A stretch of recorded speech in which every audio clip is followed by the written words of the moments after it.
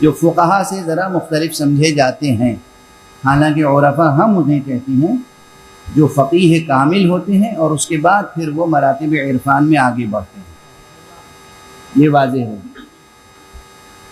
ورنہ آپ کو مجبوراً یہ لفظ استعمال کر رہا ہوں، فریب دینے والے، دھوکہ دینے والے ایسے بھی ہیں جو قرآن مجید درست پڑھ نہیں سکتے، تلاوت نہیں کر سکتے، آداب قرآنی کے ملتزم نہیں ہیں، اور آپ انہیں عارف کامل سمجھے ہوئے۔ تو خدا رہا عقل کے ناخن لیں، ایسا نہ کریں، کچھ ہوش سے کام لیں۔ مقام عرفان پر وہ آگے بڑھتا ہے جو کہ فقہ میں مجتہد ہو چکا ہو، اور پھر وہاں سے ایک سلیقہ دوسرا پیدا۔ تو قرآن مجید کے تمام الفاظ کو صرف ڈکشنری دیکھ کے نہیں حل کیا جا سکتا۔ کیا آپ نے ڈکشنری میننگ دیکھ لی، لغوی معنی دیکھ لیے اور بس اس کے مطابق نہیں؟ الفاظ کی ایک لغوی حقیقت ہوتی ہے اور ایک اصطلاحی حقیقت ہوتی ہے، اور ممکن ہے کہ ایک ہی لفظ مختلف ڈسپلنس میں مختلف ڈیفینیشن رکھتا ہو، تو ڈکشنری میننگ الگ ہوگی، اور پھر اس کے بعد ہر فن میں اس کی تعریف اور ڈیفینیشن الگ الگ ہوگی۔ یہی بہت سے قرآنی الفاظ کی کیفیت ہے۔ مثلا صبر، صبر کے ایک ڈکشنری میننگ ہے، شدتوں کو، سختیوں کو برداشت کرنا، یہ صبر ہے۔ کیا فقہی تعریف بھی یہی ہے؟ کیا عرفانی تعریف بھی یہی ہے؟ شکر، شکر کے ایک معنی آپ یہ سمجھتے ہیں کہ کوئی نعمت ملی، نعمت دینے والے کے لیے آپ نے کہا بہت شکریہ، ختم ہو گئی بات، اور ادھر نعمت لے کے بے اعتنائی سے ڈال دی۔ یہ شکران نعمت ہوا یا کفران نعمت؟ کسی کو ہم نے کتاب دی اور انہوں نے بہت جھک کے کہا آداب عرض، بہت ممنون، شکریہ، بہت شکریہ، آپ نے کتاب عنایت فرمائی، اور بس شکریہ ادا ہو گیا، کتاب لے جا کے اس طاق پر رکھ دیا کتاب کو کہ جہاں مطالعے کے لیے دیمک بہت لگی ہوئی۔ حق ادا ہوا؟ شکران نعمت ہے یا کفران نعمت؟ تو صبر کے معانی اور شکر کے معانی بھی متفاوت ہیں، اور یہ یاد رکھیے گا کہ یوں ہی اس میں معنی جہاں آ جاتا ہے وہاں تو یوں ہی معنی بے پناہ ہو جاتے ہیں۔ تو آخری فقرہ ہے جو اس آیت کا، ان فی ذلک لآیات لکل صبار شکور۔ صبار مبالغے کا صیغہ ہے، شکور یہ بھی مبالغہ ہے۔ ایک ہوتا ہے صابر، شاکر، صبر شکر، صبر فعل ہے، صبر کیا، صابر اس میں فاعل، صبار مبالغہ، بہت صبر کرنے والا، شکرہ یعنی شکر ادا کیا، شاکر اس میں فاعل، شکر ادا کرنے والا، شکور بے پناہ شکر ادا کرنے والا۔ واضح ہے؟ کچھ آیت کھل رہی ہے۔ اب یہاں پر جو اللہ سبحانہ و تعالی نے فرمایا ان فی ذالک لآیات لکل صبار شکور، تم انہیں اللہ کے دن یاد کراؤ، اللہ کی نعمتیں یاد کراؤ، اللہ کے عذاب یاد کراؤ، اللہ کی آیتیں یاد دہانی کراؤ، اور اس میں بہت آیتیں ہیں ان کے لیے جو بہت صبر کرنے والے ہیں، خوب صبر کرنے والے ہیں، خوب شکر کرنے والے ہیں۔ تو اس میں یعنی مقام خطاب ہی میں جو اصلاً صبر نہیں کرتا، صرف کلمہ پڑھتا ہے، وہ تو خارجی ہو گیا، وہ تو اس آیت کے احاطے میں داخل ہی نہیں ہوا۔ جو صرف لفظی شکر ادا کرتا ہے وہ بھی داخل نہیں ہوا، جو ایسے ناز و نعم سے زندگی گزارنے والا ہو کہ اس نے کبھی کوئی مشکل زندگی میں دیکھی ہی نہ ہو، وہ بھی خارج ہو گیا۔ جس کو کبھی زندگی میں ایک دو ٹھوکریں لگ گئی ہوں وہ بھی سمجھیے خارج۔ صبار ان لوگوں کے لیے نشانیاں ہیں جہاں قدم قدم پہ مصیبتیں ہوں اور اسے شکیبائی کے ساتھ برداشت کرتے ہوئے آگے بڑھتے چلے جا رہے ہوں، جہاں ہر نعمت کی پوری قدردانی کرنے کے بعد اس کے بعد آنے والی مصیبت پر شکر کا سجدہ کیے جا رہے ہوں۔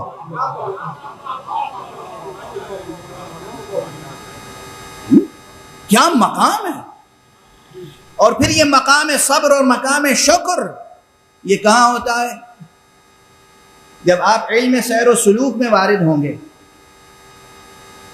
علم عرفان عملی، تو وہاں آپ کو بتایا جائے گا کہ مقام صبر اور مقام شکر یہ دونوں مقامات مقام توکل کے نیچے ہیں۔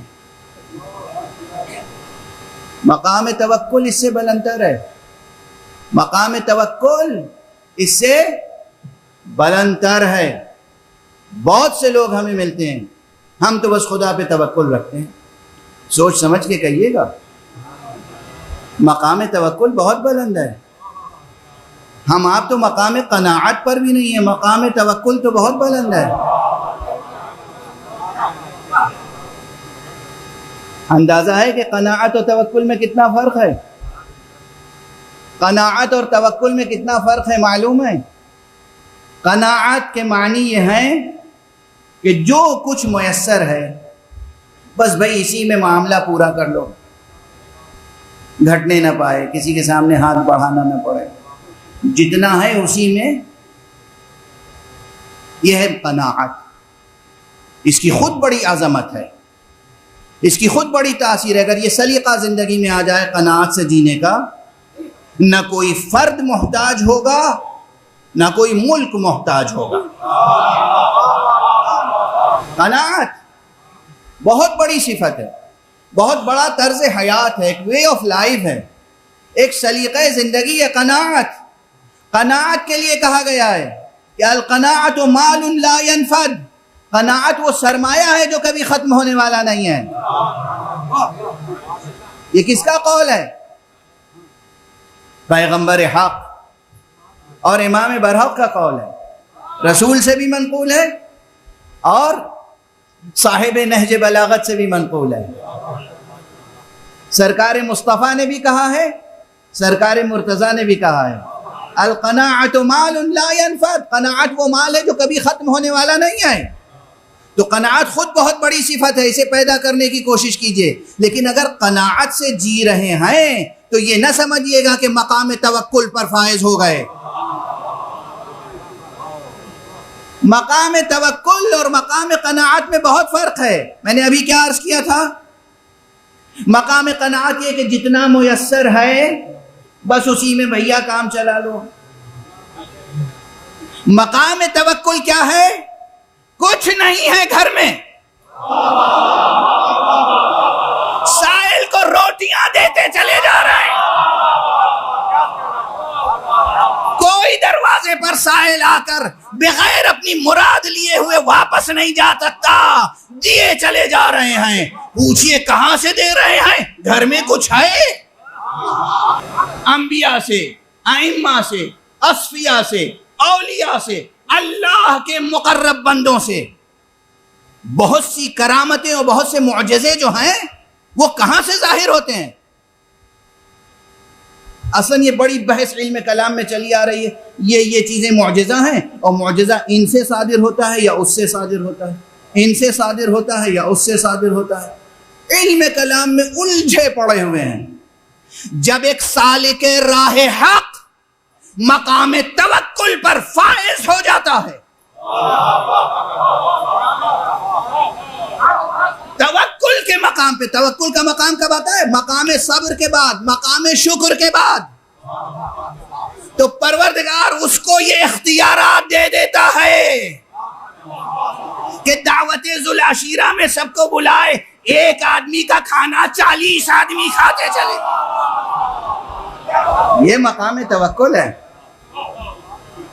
ایک جملہ یاد رکھیے گا، مقام قناعت یہ ہے کہ تمہارا ہاتھ کسی کے سامنے نہیں پھیلانے دے گا پروردگار، اور مقام توکل یہ ہے کہ تمہارے سامنے جتنے ہاتھ پھیلیں گے وہ بھی بھرتے چلے جائیں۔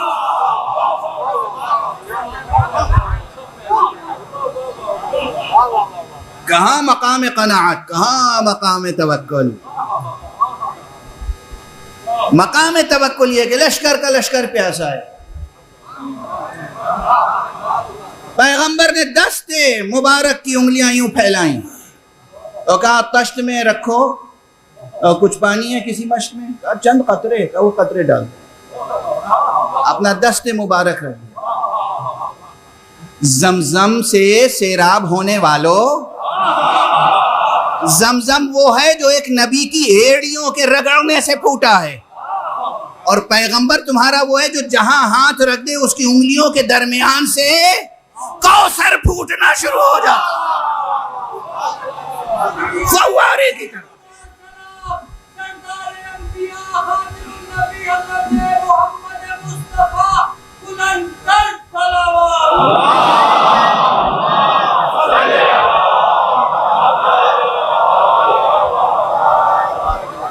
کہاں مقام قناعت، کہاں مقام توکل؟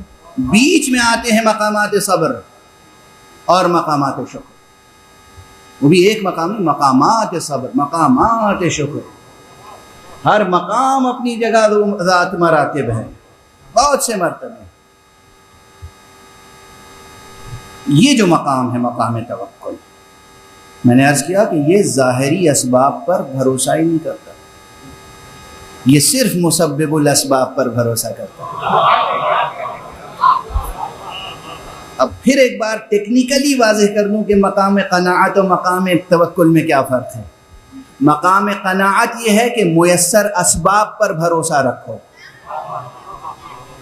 مقام توکل یہ ہے کہ اسباب تو ہیں ہی نہیں، بس مسبب الاسباب پر بھروسہ رکھو۔ جو مقام توکل پر ہوتا ہے وہ گھر میں ہو، میدان میں ہو، صلح کے مقام پر ہو، جنگ کے مقام پر ہو، وہ ظاہری اسباب نہیں دیکھتا، وہ صرف مسبب الاسباب کی مشیت دیکھتا ہے۔ نہ حسن علیہ السلام نے صلح کے مقام پہ ظاہری اسباب کو دیکھا، نہ حسین علیہ السلام نے جہاد کے میدان میں ظاہری اسباب کو دیکھا۔